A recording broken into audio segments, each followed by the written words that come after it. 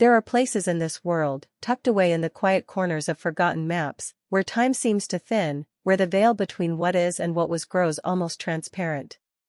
Places where echoes don't just fade into the past, but linger, pressing against the present like a breath on cold glass.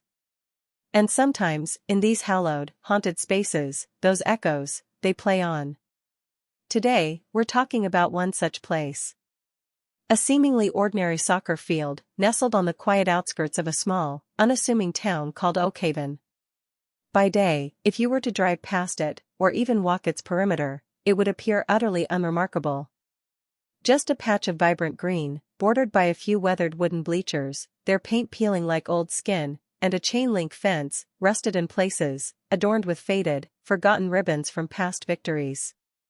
You'd see the faint, almost ghostly white lines on the grass, the nets, tattered and torn from countless powerful shots, swaying gently in the breeze. Perhaps even a stray, scuffed soccer ball, forgotten and deflated, abandoned near the sideline, a silent testament to games long since finished. On a bright, sunny afternoon, you might hear the distant shouts of children playing pickup games, their innocent laughter carrying on the breeze, oblivious to the deeper currents beneath their feet. But when the sun dips below the horizon, painting the sky in hues of bruised purple and fiery orange, and the long, distorted shadows stretch across the pitch, swallowing the goalposts whole, when the final sliver of daylight fades and the tall, skeletal floodlights remain stubbornly dark, that's when the field begins to change. That's when Oakhaven's hushed whispers about the midnight match begin to make a chilling, undeniable kind of sense. The legends surrounding this field aren't ancient tales, passed down through generations of oral tradition, carved into forgotten stone or etched onto crumbling parchments. No. They're relatively modern, born from a profound, agonizing tragedy that struck Oakhaven like a cruel, unexpected blow, leaving an indelible scar on the town's quiet, trusting heart. It was the crisp, hopeful autumn of 1988. The Oakhaven Wildcats, the local high school soccer team, were more than just a team, they were the very pulse of the community. They were formidable, a force of nature on the pitch, undefeated, and on their way to the state championship. The entire town buzzed with a shared, almost delirious excitement. Every storefront window displayed hand-painted banners, every conversation in the diner revolved around their next game, every cheer from the bleachers was a testament to their young, vibrant heroes. But that championship game, it never happened. The team bus, packed with eager, laughing teenagers, their cleats clanking on the aisle, their dreams as bright as the autumn sun, and their dedicated coaches, never arrived at the distant stadium. An accident, miles from Oakhaven, on a desolate, winding stretch of highway, claimed them all. Every single player. Every single coach. Not one survivor. After that, the field wasn't just a field anymore. Not to the grief-stricken, hollowed-out people of Oakhaven. It became a sacred space, a poignant monument, a silent, grassy testament to futures unlived and dreams unfulfilled. The town held a memorial there, a somber gathering where tears flowed freely onto the very grass where their boys had triumphed. And then, the other things began. They started subtly, as these things always do, like a faint tremor before an earthquake. Local residents, accustomed to walking their dogs late into the evening, would report seeing a faint, ethereal glow emanating from the very center circle of the pitch, pulsing softly like a dying heartbeat, only to vanish if approached too closely. Drivers passing by after dark, their headlights cutting through the inky blackness, swore they heard faint cheers and the unmistakable sounds of a soccer game in full swing, complete with the sharp crack of a ball against a boot, the hurried footsteps, even the distant, excited shouts of a phantom crowd, even though the floodlights were off and the field lay undeniably empty. Then came the more disturbing accounts. Old Mr. Henderson, the groundskeeper for nearly 30 years, a man whose gnarled hands knew every blade of grass on that field, every dip and rise, swore he saw them. He was finishing up after hours one mild autumn evening, the air still and heavy with unspoken grief, the scent of damp earth rising around him. He looked up, his old eyes scanning the familiar expanse, and saw them.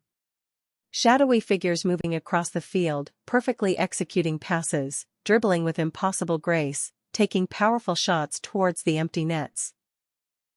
He said they moved with an unnatural fluidity, never quite solid, always on the verge of fading into the deepening twilight. He stood frozen, rooted to the spot, watching in stunned silence as they played an invisible opponent, their forms translucent against the darkening sky, their movements eerily precise. He saw one figure, taller than the rest, pacing the sidelines, a spectral coach, his head bowed in concentration, occasionally making a subtle gesture. Mr. Henderson fled that night, convinced he'd witnessed the Oakhaven Wildcats, forever bound to their home turf, playing their eternal game. He never worked another evening shift on that field. He simply couldn't. But perhaps the most unsettling accounts come from those who, out of morbid curiosity, a foolish dare, or perhaps a desperate need to feel close to the lost, have actually stepped onto the field after midnight. They speak of an overwhelming sense of coldness, a bone-deep chill that seeps into your very being, penetrating even the thickest clothing, even on the warmest summer night. It's a coldness that feels less like a drop in temperature and more like the touch of something beyond the living. Some claim to feel an unseen hand brush against their leg, a playful tackle from a spectral opponent, barely there, but enough to make them stumble, to send a jolt of pure, primal fear through their veins. Others report the sudden appearance of faint, glowing footprints on the dew-covered grass, sometimes leading directly to the empty goal, as if a player had just scored, only to vanish before their startled eyes, leaving no trace behind, just the shimmering, wet grass. There are specific dates, too, when the field seems to hum with a more potent, sorrowful energy. The town whispers that on the anniversary of the bus accident, November 14th, and on the dates of their most pivotal games that never happened, the state semifinal, the championship game, the sounds are at their clearest, their most insistent, their most heartbreaking. The rhythmic thud of the ball, now almost palpable. The sharp crack of a powerful kick, followed by the phantom rustle of a net. The desperate, spectral shouts of a coach urging his team on, his voice a disembodied echo. And the ghostly roar of a crowd, a collective sigh and cheer that rises and falls, cheering for a team that can never truly win, and can never truly lose. They are forever caught in their final match, a perpetual extra time, battling an unseen adversary on a field that remembers everything, every stride, every pass, every dream. It's a sad kind of haunting, not malevolent, not vengeful, but deeply, profoundly sorrowful. A team frozen in time, forever chasing a victory snatched away by fate, forever playing the game they never got to finish. The old folks in Oakhaven say the spirits of the Wildcats are still waiting for their victory. Still fighting for that championship they never got to play. And the field itself, it holds them. It was their sanctuary, their battleground, their home. And in tragedy, it became their eternal resting place, their endless stadium. Perhaps it's a comfort, in a strange way, for the town. A belief that their boys are still out there, still playing, still together. But for those who have truly encountered the midnight match, it's a chilling reminder that some dreams, some lives, are simply too vibrant to fade completely.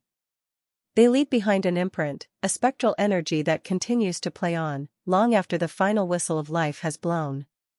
So, if you ever find yourself driving through the quiet back roads of Oakhaven, and you pass by that unassuming soccer field after dark, perhaps on a still, silent night, roll down your window. Kill the engine. Listen closely. You might just hear them. The Oakhaven Wildcats, forever playing the game they were destined to win. And you might just realize, as many have before, that some fields, they never forget.